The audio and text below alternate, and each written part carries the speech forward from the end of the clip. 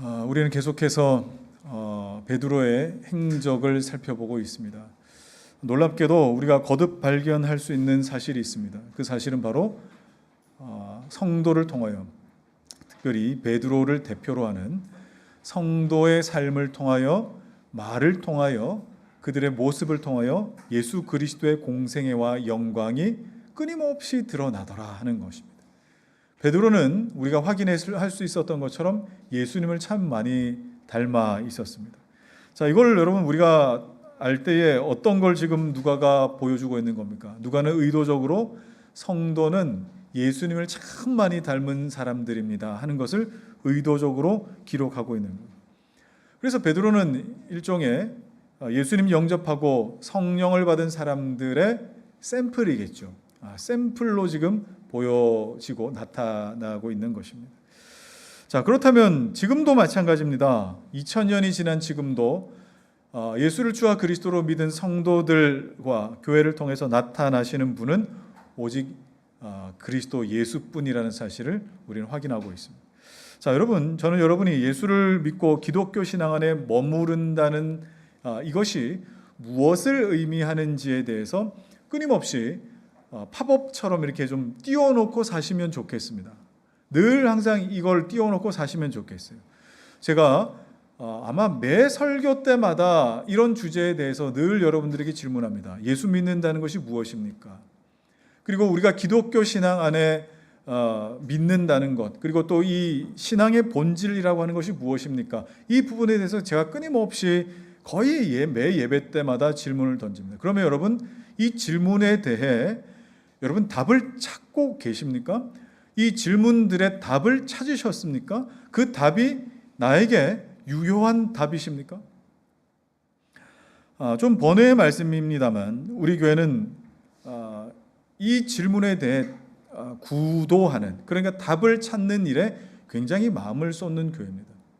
그래서 수요일마다 우리 기독교 왕요 그 두꺼운 책들을, 또 기록들을 훑어가며 살펴보고 있습니다.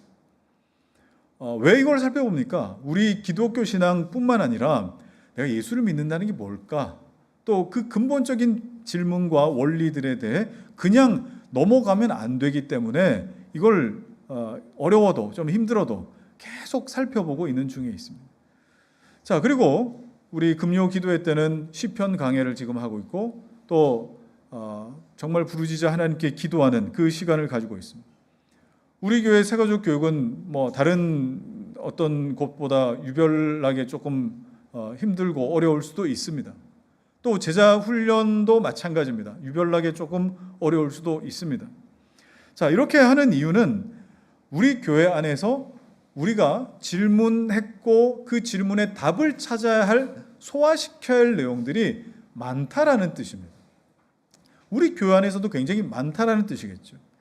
자, 그런 차원에서 여러분이 우리 교회에서 같은 신앙 고백을 하며 또 주의 몸된 교회, 한 몸된 교회다라고 하는 것을 확인하기 위해서 여러분들에게 권면해 드리고 싶은 것은, 가장 먼저 외부에서 여러분들이 듣고 있는 설교를 끊으십시오. 외부에서 듣는 것이, 이거 굉장히 제가 목사로서 하기 힘든 말입니다. 외부에서 듣는 것들을 차단하십시오. 그렇다고 다른 설교자는 틀렸다, 제 설교만 옳다, 그 말을 하려고 하는 것이 아닙니다. 그 말이 아니라 우리 교회 성도들을 위해서 제가 부지런히 가르치고, 그리고 또 전하는 것에 잘못됨이 있거나 부족함이 있으면 제가 스스로 여러분 다른 교회 목사님들 거 들으면서 채워가십시오라고 오히려 제가 권면할 수 있어요. 그러나 지금 우리가 배우고 있는 것에, 알고 있는 것에, 주를 닮아가고 알아가는 것에 질문들에 답을 찾고 소화시켜야 될 분량이 우리 교회 안에도 너무 많다고요. 그런데 이것도 다 우리가 소화하지 못하면서 다른 어떤 음식물들을 씹어 삼키려고 한다라고 하는 것은 적어도 예수로 사는 교회 안에서 신앙생활할 때에 온전히 우리 안에서 누리는 그 기쁨과 능력이 우리 안에 나타나는 것이 아니라 소화 안 되는 교회를 견뎌야 되는 경우가 있습니다. 소화가 안 되는 교회를 여러분이 견뎌야 되는 경우들이 있기 때문에 여러분 다른 것들로 혼합시키지 마십시오. 그래서 소화불량인 신앙인들이 되지 않으셨으면 좋겠습니다.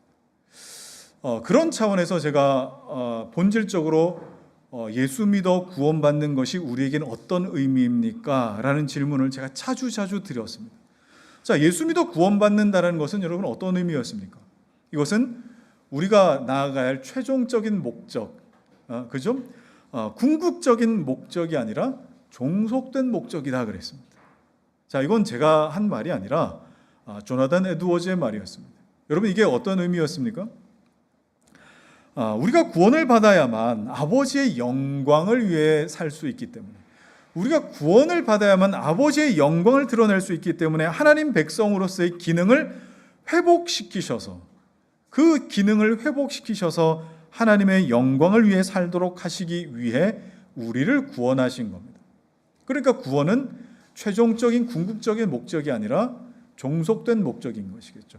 여러분, 이런 개념들이 우리 교회 성도들에게는 좀 생경한 개념들이 아니었으면 좋겠습니다. 믿음의 선진들이 고민한 그 문장들이 있습니다. 그럼 그 문장들이 우리에게 그냥 구원은 종속적 목적입니다 라는 그 문장만으로 우리 교인들이 이상하게 여기지 않고 그냥 그렇지 하고 그림이 딱 그려지는 그런 이 개념들이 있었으면 좋겠다. 자, 그렇다면 우리가 구원받은 하나님의 백성인지 아닌지 무엇으로 확인이 가능합니까? 열매로 하는 거예요. 열매로 알리라 주님 말씀하셨거든요. 우리에게 하나님의 영광을 드러내는 그 기능이 작동하고 있느냐, 여러분에게 하나님의 영광을 드러내는 그 기능들이 작동하고 있느냐, 여러분의 가정에서, 여러분의 직장에서, 여러분이 학교에서, 여러분의 언어에서 이 기능이 작동하고 있느냐를 통해 그 열매로 알리라라고 하셨어요. 그래서 사도 바울이 예수를 믿고 난 자들에게 나타나는 현상에 대해서 이렇게 말씀했죠. 고린도전서 10장 31절 시작. 그런즉 너희가 먹든지 마시든지 무엇을 하든지 다 하나님의 영광을 위하여 하라. 하나님의 영광이 곧 우리의 최종적인 궁극적인 목적입니다. 이 일을 위하여 우리를 부르시고 또 우리로 그 기능 감당할 수 있도록 구원해 내신 것이죠. 자, 그런데 이 하나님의 영광을 위해 사는데 별로 관심이 없다. 그냥 늘 이 땅에서 잘 되고 죽어서 저 세상에 가면 또 더 잘 살고 이런 것만 여러분 생각하고 있는 것이 그리스도인이니까 교회가 이 땅에 그렇게 많이 세워졌어도 이 세상이 바뀌지를 않아요. 그리스도인이 들어간 가정이 바뀌지를 않고 그리스도인이 일하는 그 현장이 바뀌지 않지 않습니까? 우리가 구원을 받았다라고 한다면 우리의 관심사는 점점 더 하나님의 영광으로 채워져서 내가 사는 날 동안까지만 해도 하나님의 영광을 위하여 어떻게 살아갈 것인가, 이게 우리의 늘 관심사로 팝업처럼 늘 떠올려졌으면 좋겠다는 겁니다. 그러면 하나님의 영광을 위하여 산다는 것이 무엇을 의미하겠어요? 이것은 일주일에 교회를 몇 번 나와야 되고 통독은 몇 번 해야 되고 이런 어떤 종교적인 열심을 다해야 된다라고 하는 그런 의미겠습니까? 아니에요. 그런 의미가 아니에요. 우리가 예수의 영이신 성령을 받는다, 예수를 믿어서 성령을 받는다라고 하는 것은 예수님이 나와 함께 하시는 방법이라고 말씀드렸습니다. 예수님이 나와 함께 하시는 방법이에요.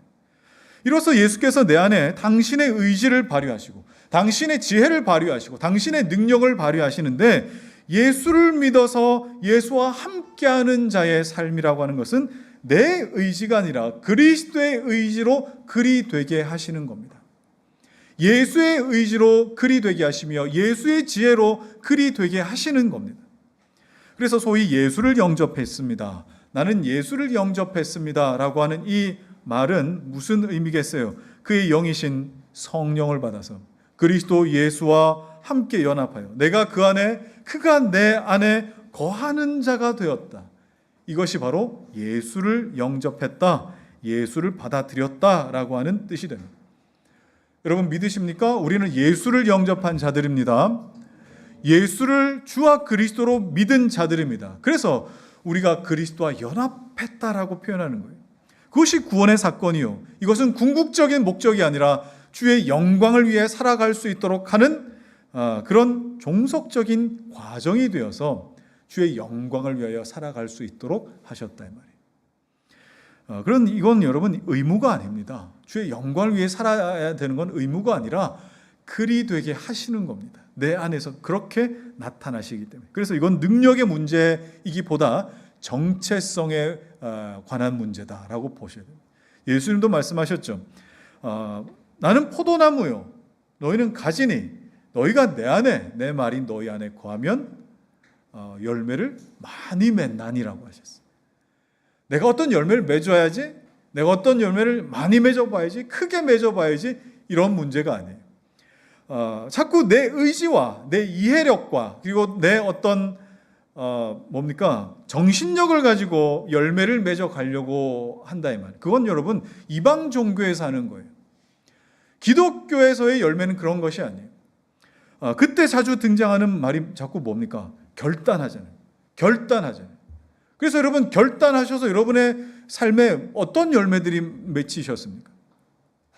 여러분이 열매를 못 맺어서 하나님 앞에 죄송할 마음을 가질 것이 아니라 근본적으로 어떤 질문을 가지셔야 돼요? 내가 그리스도라고 하는 포도나무에 접붙여져 있는가? 라는 것을 질문하셔야 되는 거예요. 자, 오늘도 이 그리스도와 접붙여진 자 베드로의 행적을 살피기 전에 자칫 우리가 쉽게 지나칠 수 있는 굉장히 중요한 말씀을 먼저 살펴보고 좀 말씀을 더 보도록 하겠습니다. 자, 9장 43절입니다. 시작. 베드로가 요빠에 여러 날 있어 시몬이라는 무두장이의 집에서 머무니라. 자, 이 말씀은 사울이라고 하는 자가 예수님 만나고 이제 쭉 진행되어 왔던 그 사도행전 9장의 제일 마지막 절입니다. 그래서 이 제일 마지막 절을 그냥 이랬구나 하고 쓱 하고 쉽게 지나갈 법도 한 말인데 그럴 만한 내용이 아니에요. 자, 지난 시간에 베드로는 요빠에서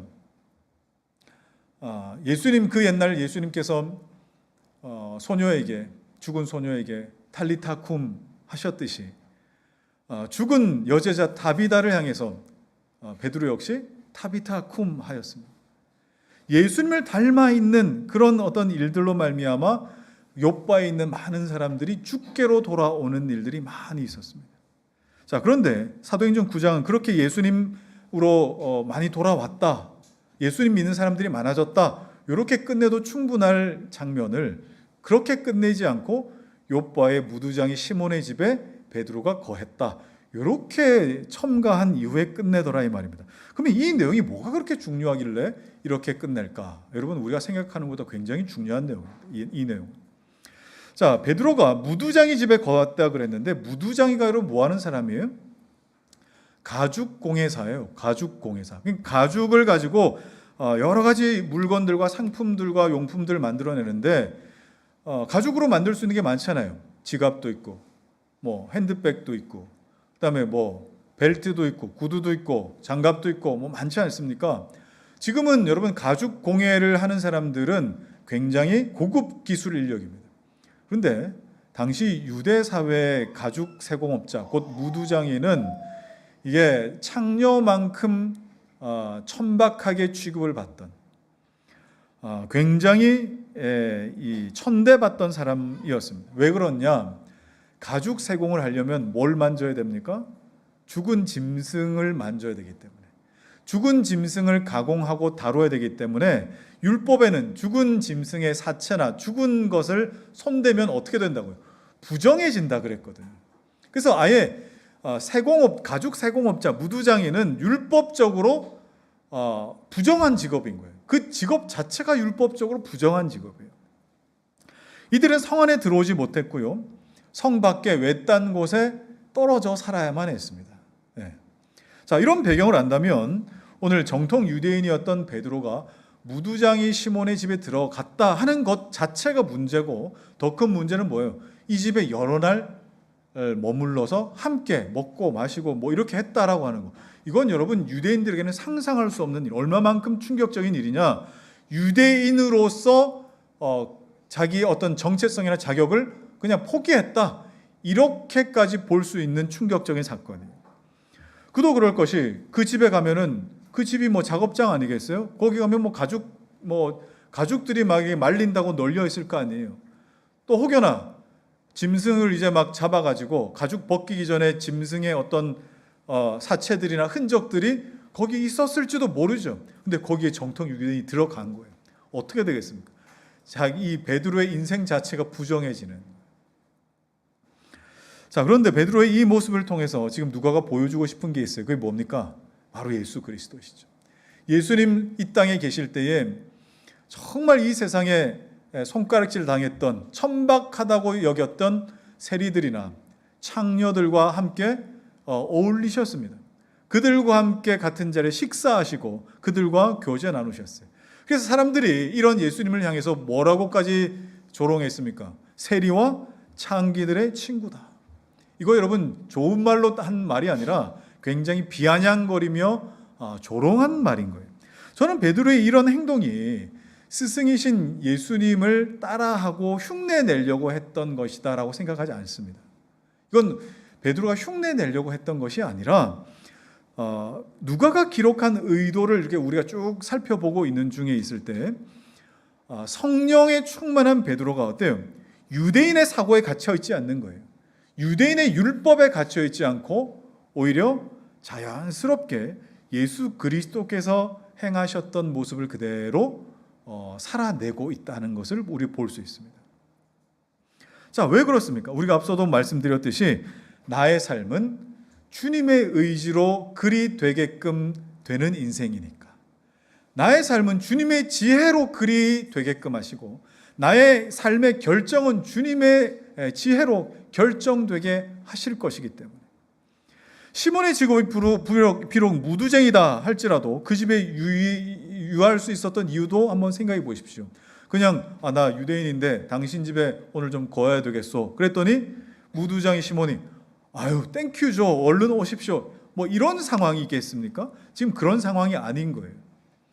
무두장이었지만 그도 어떤 경우에 어떤 경로를 통해서 예수를 믿게 되었다는 것을 지금 전제하고 있어요. 그래서 다비다가 살아난 어떤 일을 통해서 예수를 믿게 되었든지 아니면 그 이전에 예수를 믿게 되었든지 이 무두장이에게도 복음이 들려서 하나님의 자녀가 되었는데 마침 베드로가 그 집에 주의 예수 안에서 형제된 자가 있음을 듣고 그 집에 들어갔던 것입니다. 그래서 누가가 베드로를 통해서 우리에게 보여주는 건 뭐냐? 베드로는 충분히 어려울 수 있는 결정을 한 거예요. 충분히 유대인으로서는 어려울 수 있는 결정을 한 것이고 성령으로 충만한 성도가 충분히 어려울 수 있는 이 결정을 얼마나 쉽게 결정해서 그 자리에 머물렀는지를 보여주고 있는 거예요. 여러분 딱 한 줄입니다. 무두장이 시몬의 집에 거했다는 이 일이 딱 한 줄로 표현되어 있습니다. 그런데 베드로에게 갈등이 있었다. 베드로가 그 일을 놓고 하나님께 금식 기도했다. 베드로가 이 일을 놓고 어떻게 해야 될까 번민했다. 이런 상황이 없어요. 일초의 망설임도 없이 결정하는 것, 이게 성령의 감동하심, 성령의 의지대로 이끌림 바 되었다는 것을 우리는 볼 수 있습니다. 자, 그런데 참 흥미롭게도 이제 넘어가서 10장에 이르게 되면은 이제 헬라어로는 코넬리우스, 고넬료라고 하는 이 백부장이 로마 군인이 나옵니다. 자, 그런데 이렇게 가는 장면들이 나오는 초청을 받아서 가는데 9장에서의 무두장이 시몬하고는 좀 경우가 달라요.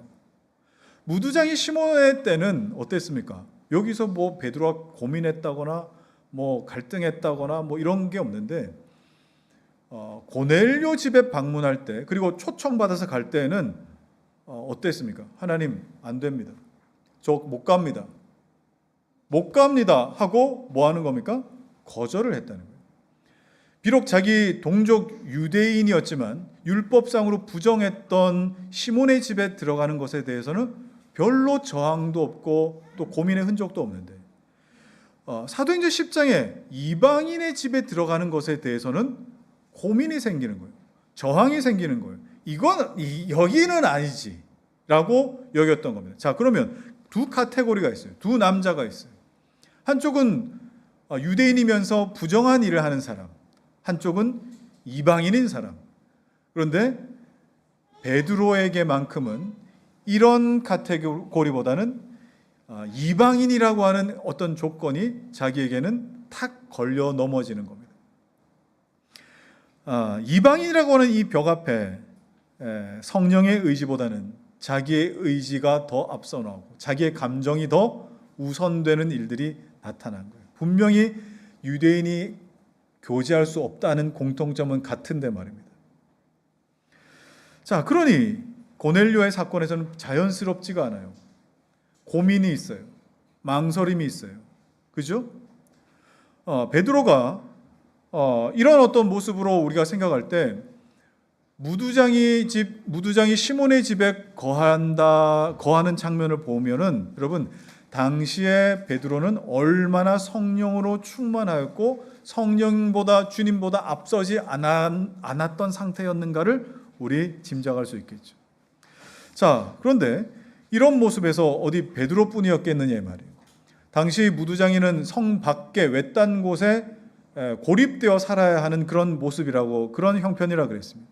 근데 성령으로 거듭나서 예수 믿고 성령으로 거듭난 이 무두장이 시몬 역시 유대인과 아마 처음 교제해 봤을 겁니다. 태어나서 처음으로.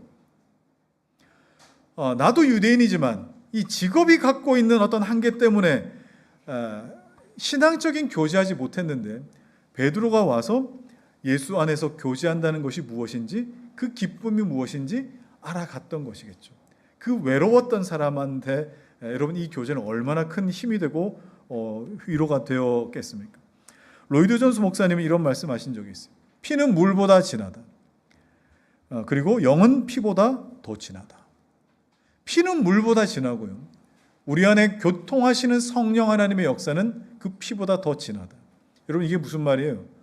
우리가 때로는 성령 안에서 한 가족이 된 어떤 혈연 관계보다 성령 안에 맺어진 교우 관계들, 성도들 안에서 더 친밀함을 느낄 때가 있습니다. 그렇지 않습니까? 그게 뭐 때문이에요? 그리스도 안에서 한 성령 안에 교제할 수 있기 때문에.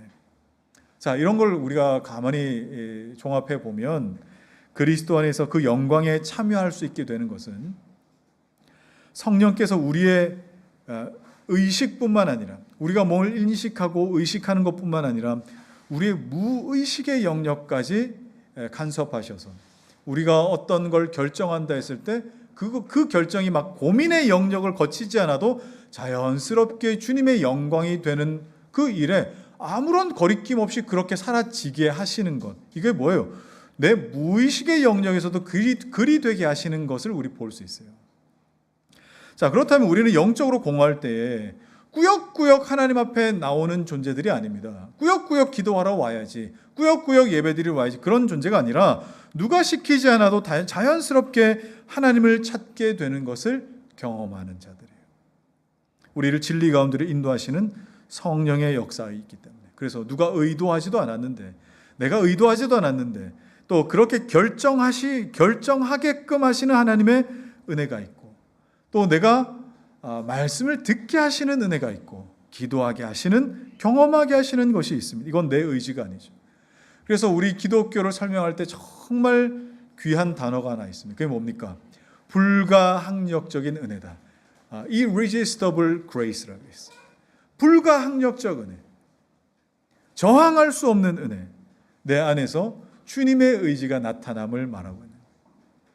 우리가 무의식 중에 내뱉은 말들이 사람을 상처받게 만들 때가 있어요. 그죠? 사람이 상처받아요. 무의식 중에 툭 내뱉은 말.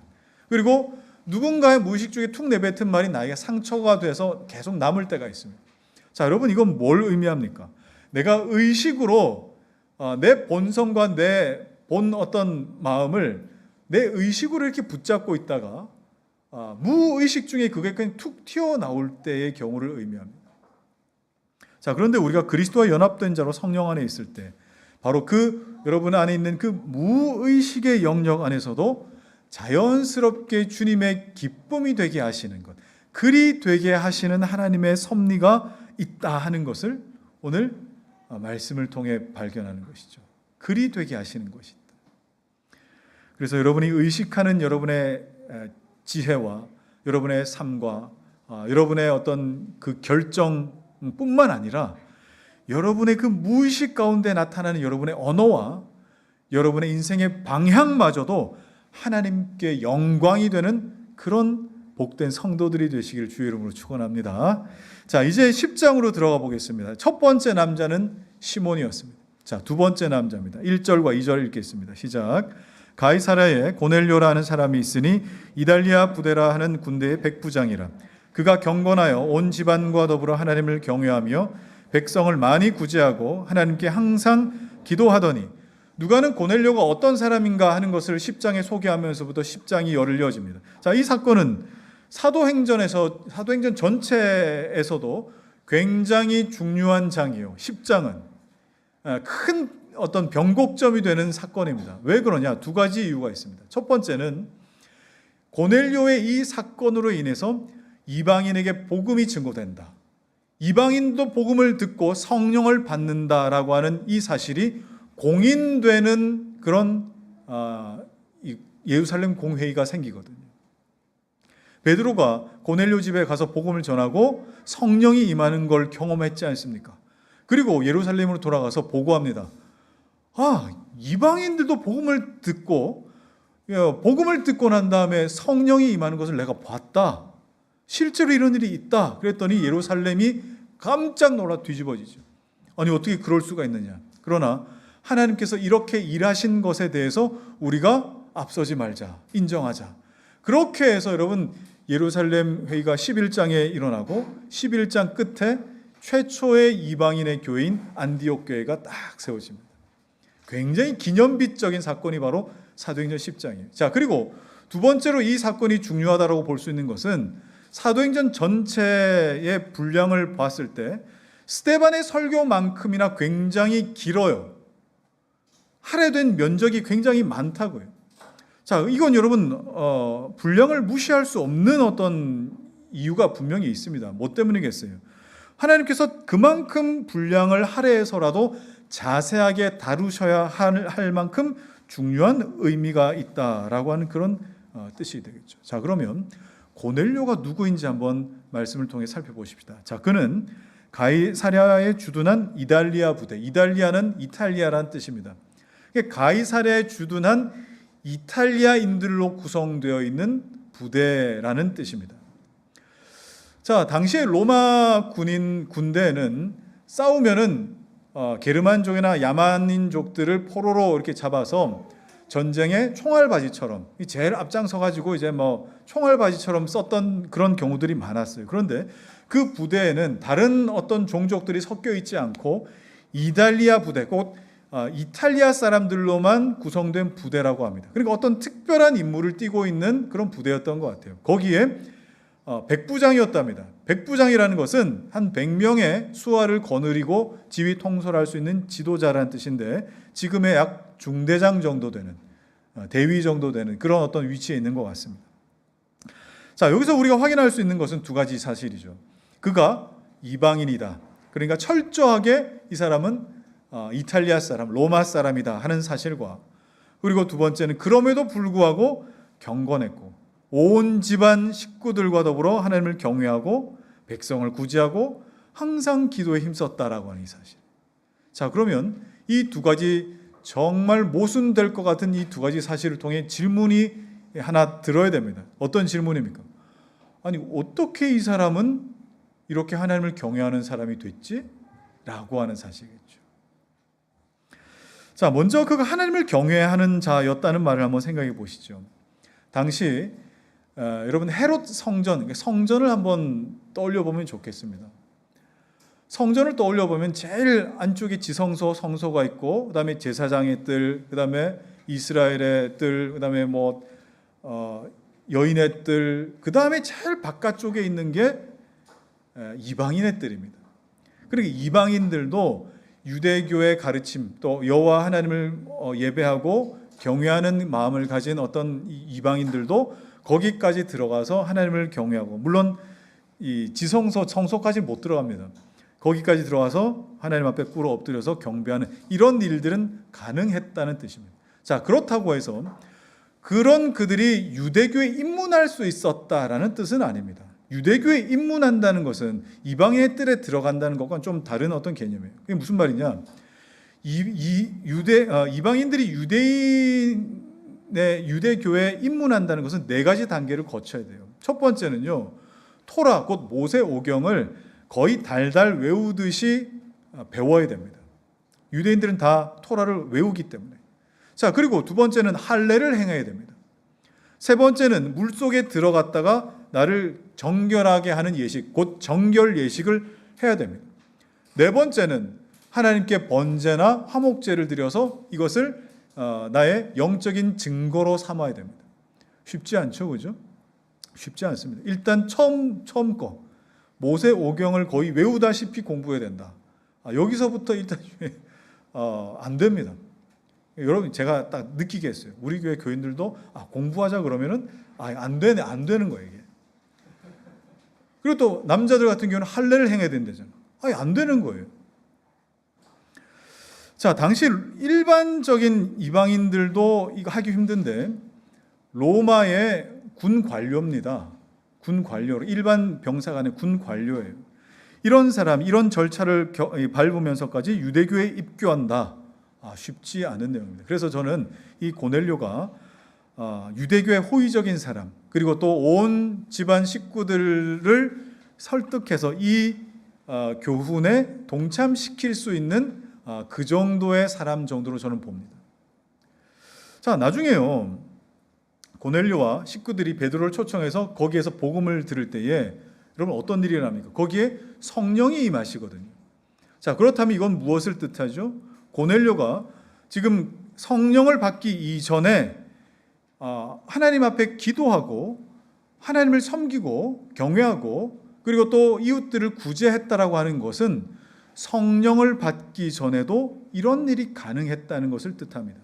그럼 여러분, 이런 일은 어떻게 가능했을까요? 성령께서 이미 지금 고넬료와 고넬료의 가정을 성령께서 거듭나게 하시도록 준비시켜 가시고 있다는 흔적을 보는 것이죠. 준비시켜 가고 있는 거예요. 자, 특히 백성을 많이 구제했대요. 그리고 항상 하나님께 기도했다고 합니다. 말이 좋아서 이렇게 우리가 쓰지, 이거는요 사실 유대인들도 하기 힘든 일이에요. 유대인들도 하루에 3번씩 기도한다. 쉽지 않습니다. 그런데 지금 군인의 신분 아닙니까? 군 복무 중에 있어요. 그런데 하루에 정한 시간을 놓고 기도한다? 여러분, 이거 굉장히 힘든 일이에요. 그리고 철저하게 여호와 하나님을 경외하는 자였다라고 그렇게 확인할 수 있습니다. 그런데 그뿐만이 아니죠. 자기 가족들까지 다 이 교훈과 신앙 안에 머물 수 있도록 했습니다. 여러분 아시잖아요. 여러분, 가족들을 신앙 안으로 끌고 오는 것이 얼마나 힘든 일인가. 여러분, 자녀들 예배할 수 있도록 하는 거, 여러분 부모님들, 여러분 가족들 데리고 이 예배 드리게 하는 거 쉽지 않다는 거 아시잖아요. 근데 성령으로 거듭나지 않은 이 고넬료가 뭐를 안다고 이들을, 가족들을 다 데리고 와가지고 이걸 듣게 하고 알게 했다라고 하는, 참 놀라운 일입니다. 그런데 이런 이방인 고넬료에게 어느 날 놀라운 사건이 하나 생기죠. 3절과 4절을 읽겠습니다. 시작. 하루는 제 9시쯤 되어 환상 중에 밝히 보매 하나님의 사자가 들어와 이르되 고넬료야 하니, 고넬료가 주목하여 보고 두려워 이르되 주여 무슨 일이니까? 천사가 이르되 내 기도와 구제가 하나님 앞에 상달되어 기억하신 바가 되었으니.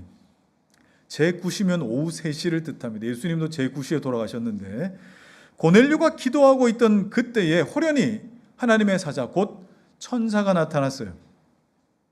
유대인들에게는 저녁부터 하루가 시작되거든요. 계산법이 우리랑 좀 다릅니다. 저녁부터 하루가 시작되기 때문에 오후 3시 기도는 그들에게 어떤 기도이겠어요? 하루를 마무리하는 기도겠죠. 하루를 닫는 기도라고요. 자, 하루를 닫는 기도는 3번의 기도 중에 의무의 기도라고 해서 아무리 바빠도 짧게라도 의무적으로 기도해야 하는 것이 유대인들에게는 통념입니다. 자, 그러니까 고넬료는 유대인들의 이 기도 관습까지 따르고 지키면서 기도했던 사람이라는 걸 알 수 있습니다. 자, 여기서 우리 참 중요한 신앙의 원리를 보지 않습니까?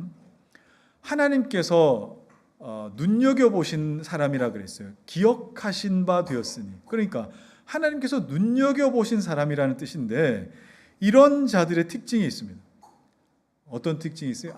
아무리 바빠도 하나님 앞에 때를 정해서 하나님을 대면하려고 애를 썼던 사람들이라는 뜻입니다.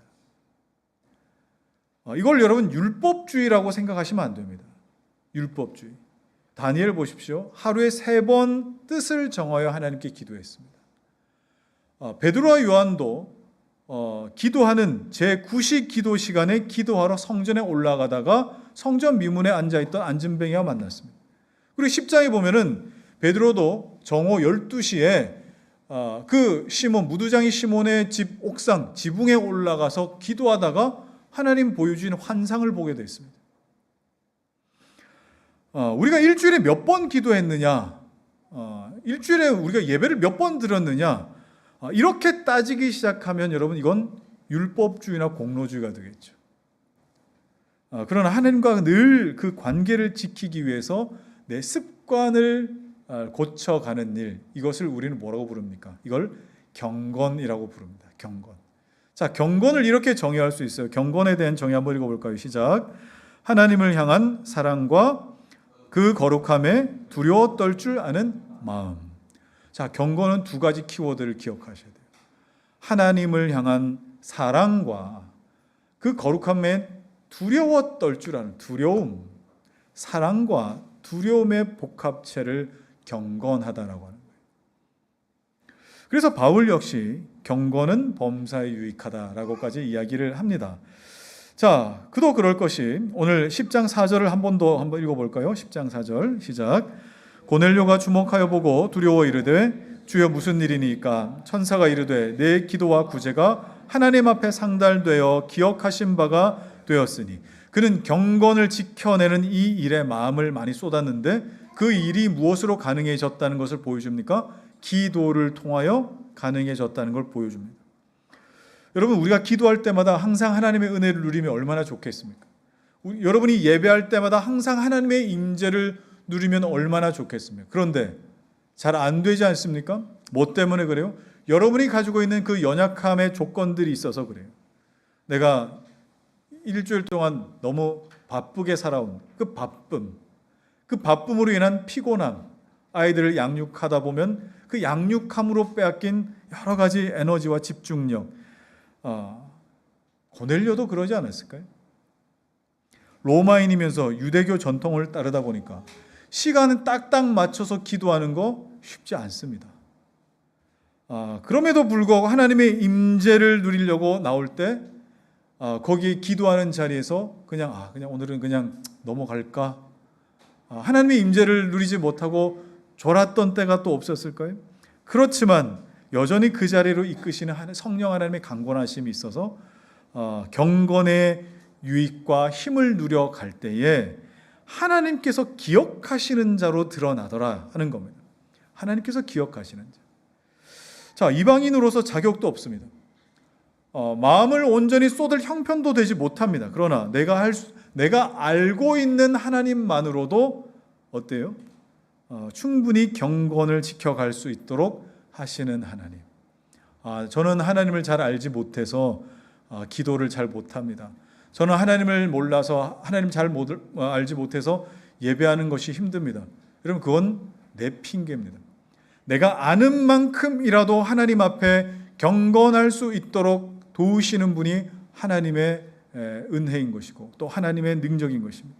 자, 여러분, 이런 하나님을 기대하면서 오늘 이 예배의 자리를 지켜가고 계십니까?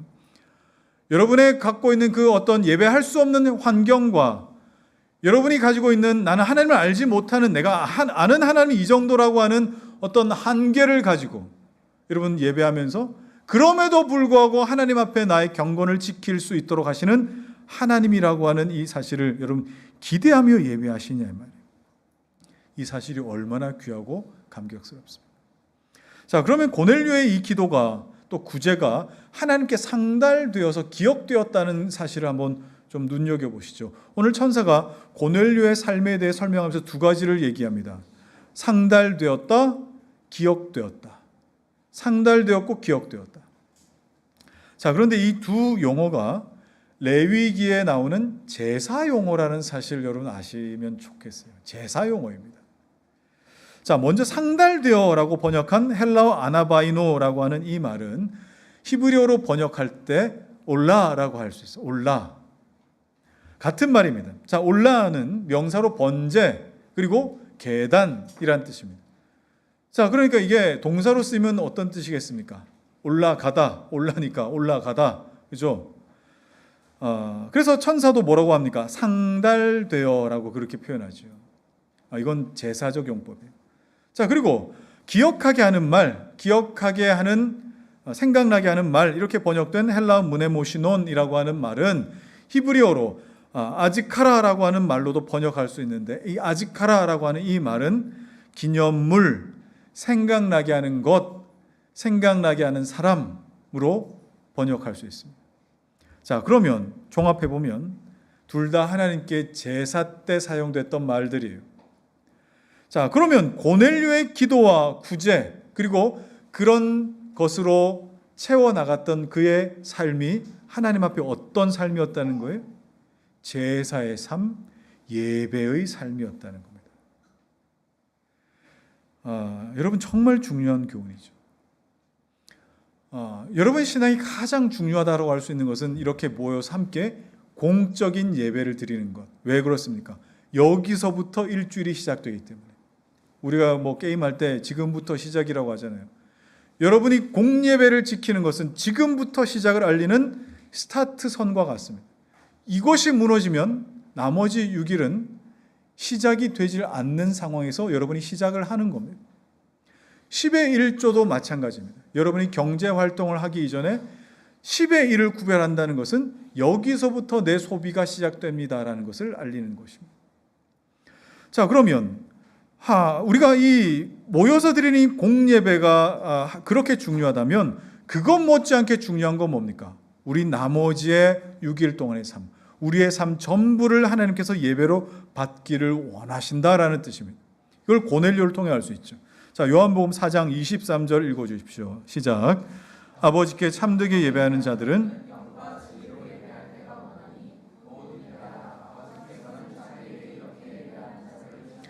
하나님께서는 영과 진리로 예배하는 것이 참된 예배라고 말씀하셨어요. 자, 그리고 이런 예배자들을 하나님은 찾으신다라고 했습니다.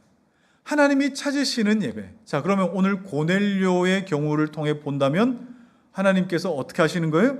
고넬료를 기억하셨다. 그의 삶을 예배로 받으셔서 고넬료를 기억하셨다. 하나님이 참되게 예배하는 자를 찾으신다. 자, 그러면 거꾸로 생각해 보십시다. 하나님께 참되게 예배하는 자들이 있다면 어떤 예배도 있다는 뜻입니까?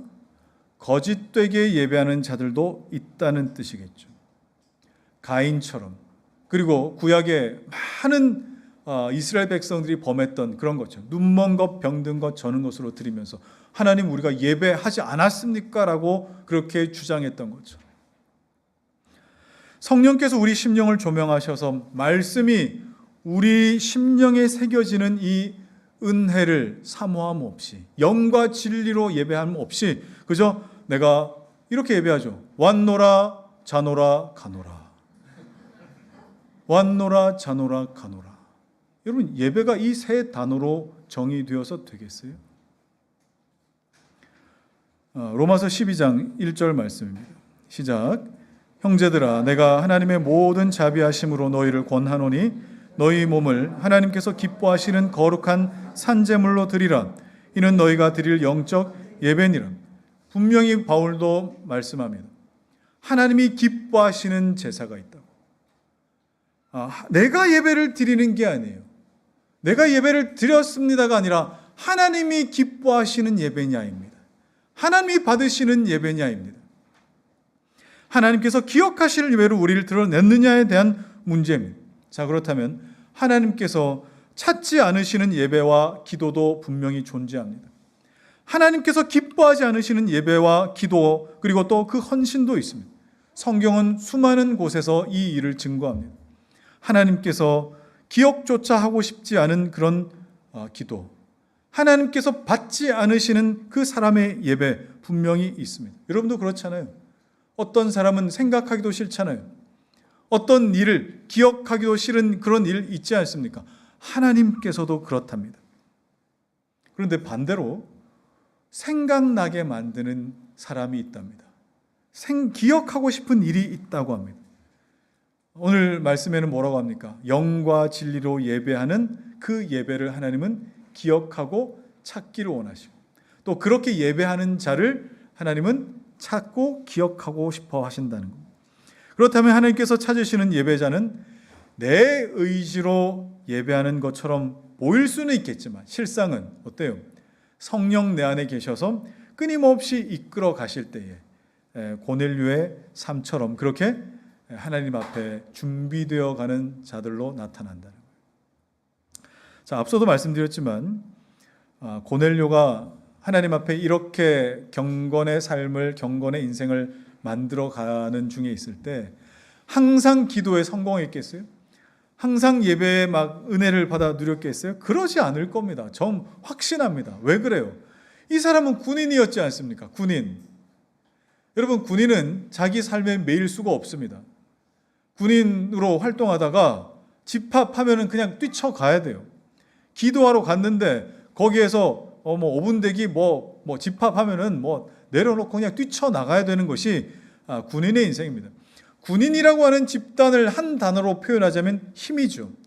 힘으로 인해서 정의되는 집단이 군대예요.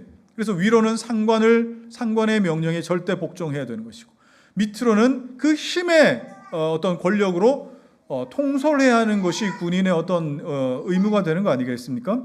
자, 그런데 로마 군대의 백부장인데 여러 사람들을 구제하는 인생을 살았대요. 구제하는 거. 힘으로 점철되는 인생인데 다른 사람들 불쌍히 여기면서 구제했대요. 그러면 그 모습을 상관들이 봤다고 한번 생각해 보십시오. 고넬료에게 어떤 말을 했겠습니까? 저 사람 저렇게 물러 터져서 전쟁 나면 한 사람이라도 때려 잡을 수 있겠나? 이런 생각 들지 않겠습니까? 나중에 인사고과할 때 이 사람은 물러 터진 사람, 안 돼. 이렇게 여러분 생각하지 않겠습니까? 오후 3시만 되면 어김없이 어디론가 사라져서 기도한다고 가는 사람, 어느 누가 좋아하겠어요? 또 여러분, 기도할 시간 되면은 일부러 상관들이 집합 걸어가지고 기도 못하게 하거나 이런 일 없었겠어요? 충분히 있었을 거라 생각합니다. 여러분, 제가 그런 말씀 자주 드리죠. 주일날 제가 기도를 강조하면 반드시 금요 기도, 그 주간 금요 기도에는 기도 못할 일이 여러분들에게 반드시 생긴다고. 제가 이런 거 잘 믿지 않는데 너무 그냥 잘 들어맞아서 부인할 수가 없어요. 그러나 여러분, 기도할 수 없고 예배할 수 없는 상황에 나에게 흩뿌려 놓으신 정말 지푸라기 같은 은혜, 그죠? 부스러기 같은 그 은혜를 붙들면서 은혜의 자리로 나오는 경우들이 있습니다. 그걸 내가 의지하면서 기도하고 예배의 자리로 나오는 경우가 있어요. 자, 그 사람에게 하나님은 어때요? 은혜 주시기를 기뻐하신다는 겁니다. 은혜에 합당한 자로 여김을 하나님은 말씀하신다는 거예요.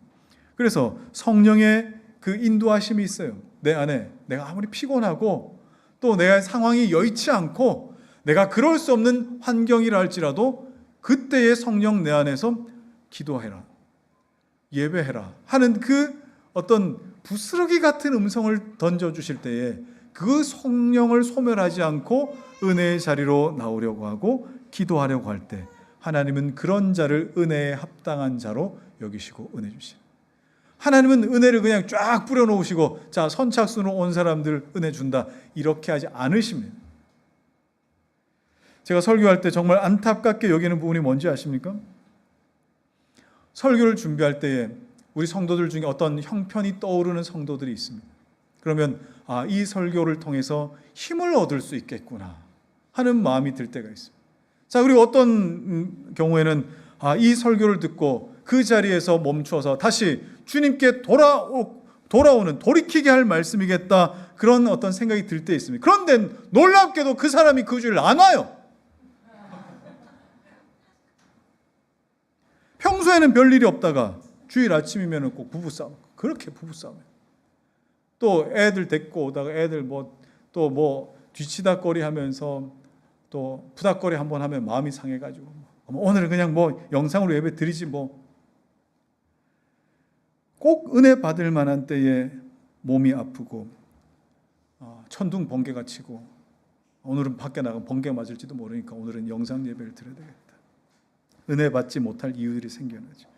자, 여러분, 지금도 우리는 한 자리에서 여러 사람에게 설교를 듣는 것이 아니라 한 자리에서 똑같이 설교를 듣고 기도하는데, 어떤 사람은 은혜를 받고 내 삶에 말씀하시는 성령의 음성을 듣고 돌아가는가 하면, 어떤 사람은 왔노라 자노라 가노라 그냥 나중에 하나님께 영광의 박수 올려드립시다. 그때 정신이 들어가지고 그때 비로소 성도들하고 이제 인사하는 그런 일들이 있죠. 그럼 여러분 좀 짜증이 나지 않으십니까? 다른 사람들은 하나님의 은혜를 받아 누리는데 나는 지금 여기서 뭐 하고 있나? 소화되지 않은 교회를 내가 지금 감당하고 있는 건가? 소화되지 않는 말씀을 지금 내가 감당하고 있는 건가? 우리가 찬송하듯이 정말 오늘의 흡족한 은혜 주실 줄 믿습니다 라고 우리가 찬송하면서도 나만 은혜를 못 누리는 것 같이 느껴지면 화날 때가 있지 않습니까? 저는 그럴 때가 더 젊었을 때 많았었거든요. 심지어 신학교에 채플 때도 왜 그렇게 졸리는지. 아니, 나는 신학교에서 드리는 채플인데도 하나님, 나는 다른 사람들은 막 은혜 받아가지고 채플 끝나고도 막 기도하고 남아서 기도하고 이러는데 하나님, 내 가슴은 왜 이렇게 냉랭합니까? 막 짜증이 날 때가 있더라고요. 여러분은 안 그러세요? 자, 그래서 정말 예배하기 힘들 때, 기도하기 힘들 때, 졸릴 때, 그때가 여러분 하나님의 은혜 받을 때라 생각하십시오. 고넬료의 기도에 별 일들이 다 있을 거라고 저는 생각합니다. 그냥 오늘은 패스하고 싶다. 오늘 기도하지 말자. 실제로 몸이 아팠을지도 모르죠. 여러 타당한 이유들이 있어서 그날 그 은혜의 자리에 오지 않았다라고 한다면 그 천사와 대면할 수 있었던 그 기회도 없었을지도 모릅니다. 마틴 로이드 존스 목사님이 이렇게 말씀하셨던 적이 있어요. 성도 여러분, 모든 공적 예배를 한 번도 빠지지 마십시오. 왜냐하면 성령께서 언제 어떻게 역사하실지 모르기 때문입니다. 정말 옳은 말씀입니다. 예전에 우리나라 부흥 강사들, 제가 어릴 때도 부흥 강사들 오셔서 말씀 전하시면 이제 하루에 막 4번씩 예배 드리니까요. 새벽부터 막 저녁까지. 자, 이렇게 막 4번씩 예배 드리니까 그 다음 이제 예배 이제 참석하라는 취지에서 교회 오기 싫은 사건이 생기면 그날은 무조건 오셔야 됩니다. 비가 오는 날에 무조건 오셔야 됩니다. 그날 안 오면 다른 사람들 은혜 받을 때 당신만 은혜 못 받습니다. 막 이렇게 막 반이 협박 공갈로 이렇게 막 말씀하셨는데, 지금 생각해 보면 이거 무시할 만한 말씀은 아니다 하는 생각이 듭니다. 여러분, 하나님께서 주실 그 부스러기 같은 은혜에 작은 것에 내가 응답하는 성실함이 있다면 여러분 더 큰 은혜를 주시는 것이죠. 그런데 하나님 은혜 주실 만할 때 내가 왜 성실하지 못할까요? 이 작은 것에 대해 내가 쉽게 생각해 버리기 때문에. 달란트 비유 때 우리가 확인하지 않았습니까? 달란트 비유 때에 5달란트 받은 자, 또 2달란트 받은 자, 주인이 칭찬하면서 뭐라고 했어요? 착하고 충성된 종아, 잘했다. 네가 작은 것에 충성하였기에 많은 것을 너에게 맡긴다. 여러분, 주님은 작은 것에 충성하여 많은 것을 주는 분입니다. 고넬료, 여러분, 성령으로 거듭남이 아직 있기 전의 상태입니다. 성령으로 놀라운 은혜를 받기 전이에요. 그런데 그 성령께서 이미 준비하신 그 지푸라기 같은 그 은혜, 부스러기 같은 그 은혜에 반응하면서 기도해 보려고 애를 쓰고, 하나님 앞에 경건하게 살려고 애를 쓰고, 또 굳이 하는 일에 내 마음을 쏟을 때 결국 하나님 앞에 그 은혜의 강물과 같은 성령의 부으심이 있는 것을 경험하게 되지 않습니다. 에스겔이 본 환상은 뭡니까? 성전 문지방에서부터 물이 차올라서 점점 내 발목을 적시더니 조금 지나가 보니까 무릎을 채우고 허리를 채우고 나중에는 능히 건널 수 없게 하시는 강이 되고, 하나님의 은혜는 물이 바다 덮음같이 온 세상에 이렇게 될 때에 그냥 가만히 있는 사람에게 물이 바다 덮음같이가 아니에요. 작은 부스러기 같은 은혜에도 하나님 앞에 감사하며 나오는 자들. 성경 여러분, 주님의 음성을 듣는 사람들을 보십시오. 자신을 개처럼 취급했던 주님 앞에 주여, 개들도 주인의 상에서 떨어지는 부스러기를 주워 먹습니다. 여러분, 수로보니게 여인 바디메오, 앞이 안 보이는 바디메오도 다윗의 자손 예수여 나를 불쌍히 여기소서. 주변 사람들이 조용히 해줘, 조용히, 더 크게 소리 불, 다윗의 자손 예수여 나를 불쌍히 여기소서. 그때의 주님 앞으로 보이지 않는 눈을 가지고 막 달려갑니다.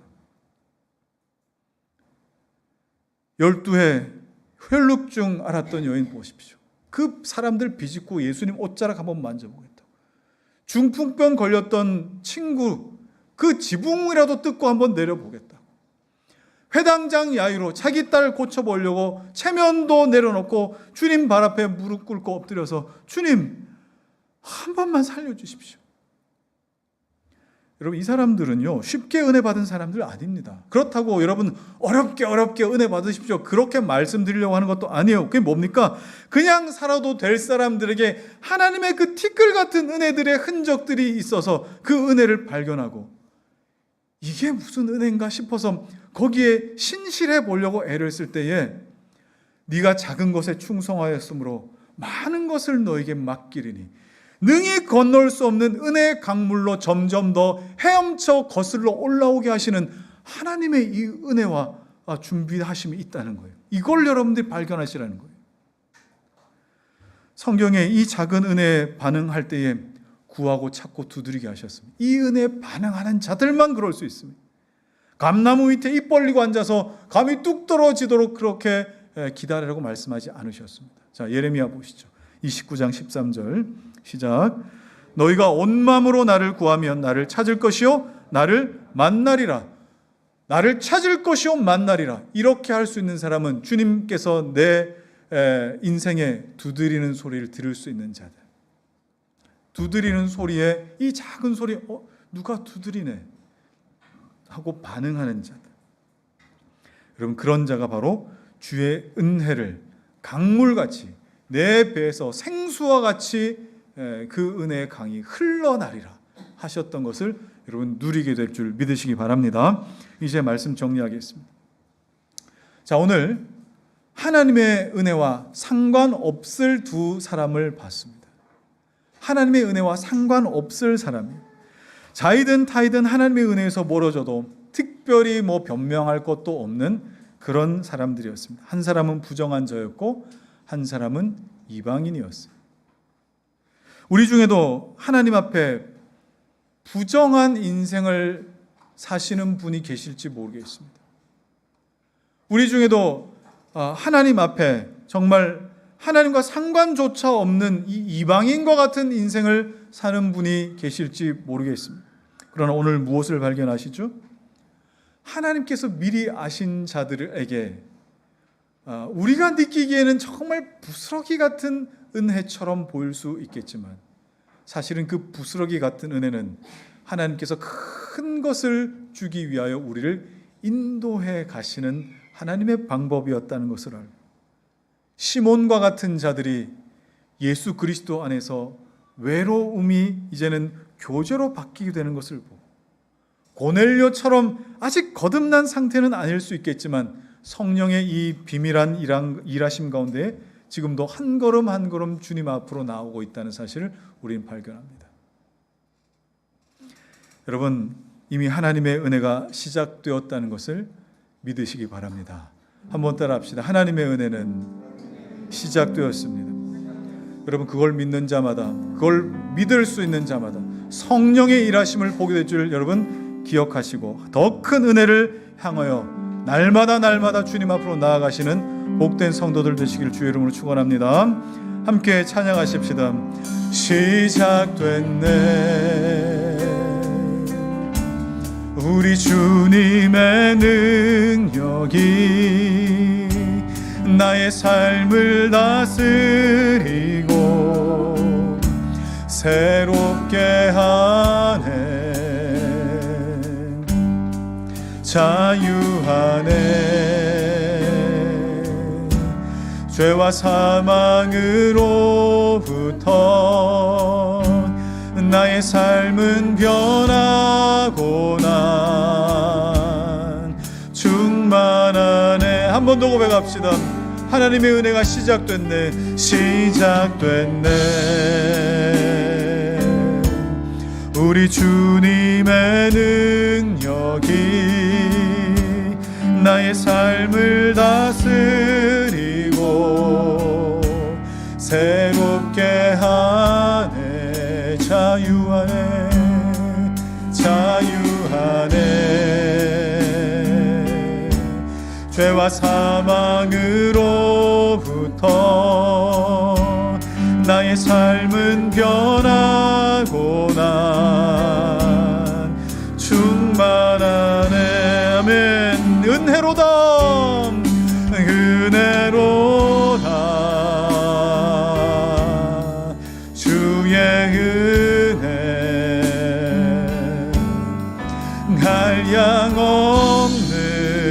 한량없는 주의 은혜